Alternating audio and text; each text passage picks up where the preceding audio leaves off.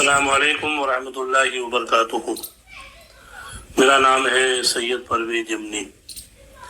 الحمدللہ آج آپ لوگوں کے سامنے آپ کے اسلامک نالج کو بڑھانے کے لیے الحمدللہ کچھ باتیں آپ لوگوں کے سامنے لے کر آیا ہوں۔ اسے بغور سماعت فرمائے اور اس پر عمل کرنے کی کوشش کریں۔ آئیے الحمدللہ ہم لوگ باتوں کو سنتے ہیں۔ قرضہ جو اس منتھ میں آپ کو فوری طور پہ ادا کرنا ہے، جیسے کوئی انسٹالمنٹ دینی ہے آپ نے، یا کسی کا قرضہ لیا ہوا اور وہ کبھی بھی مطالبہ کر سکتا ہے، ایسا کوئی قرضہ جس کی کوئی میعاد وغیرہ مقرر نہ ہو، اس سب کو بھی اس میں سے مائنس کر دیں۔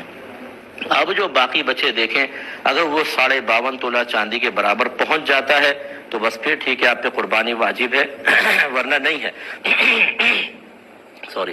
اسی طریقے سے آپ نے ان تمام چیزوں کو ایڈ کیا، قرض باہر نکالا، آپ نے کوئی مکان کرائے پہ دیا ہوا ہے، دکان کرائے پر دی ہوئی ہے، یا آپ دکان چلاتے ہیں، وہ دکان آپ کی حاجت اصلیہ سے زائد کے لائے گی، اس کی قیمت ایڈ کریں گے تو قربانی بن جائے گی۔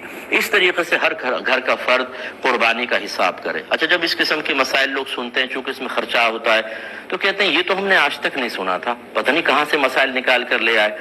تو ہماری صحت پہ کوئی فرق نہیں پڑے گا، ہمارا کام ہے آپ کو سمجھانا۔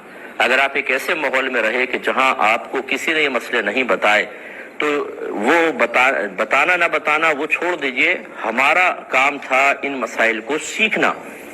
اگر ہم ایسے ماحول میں تھے کہ جہاں کوئی بتانے والا نہیں تھا، یا ہم نے علماء سے کوئی کانٹیکٹ ہی نہیں رکھا، یا ہم کوئی دینی پروگرام ہی نہیں دیکھتے ہیں، ہمارا موبائل ریموٹ کنٹرول ہاتھ میں ہوتا ہے، ہر قسم کا سپورٹس کا چینل، فلم کا چینل، دیگر چینل چلتے ہیں، لیکن جب دینی چینل آتے ہیں تو ہم ان پروگرامز کو نہیں دیکھتے، تو اس میں کسی کا قصور نہیں۔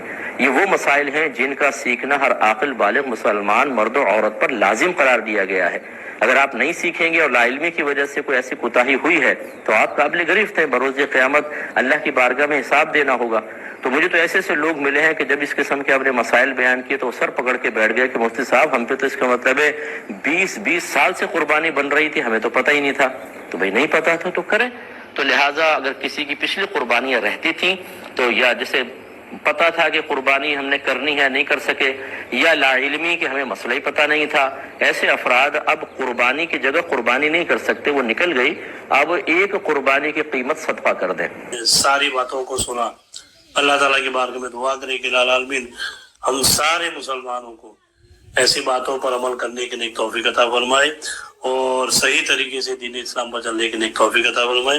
آپ تو میں حضرات سے گزارش کروں گا ہمارے چینل کو لائک کریں، شیئر کریں، سبسکرائب کریں اور لوگوں تک پہنچائے تاکہ لوگوں کو دین کی معلومات ہو سکے۔ السلام علیکم ورحمۃ اللہ وبرکاتہ۔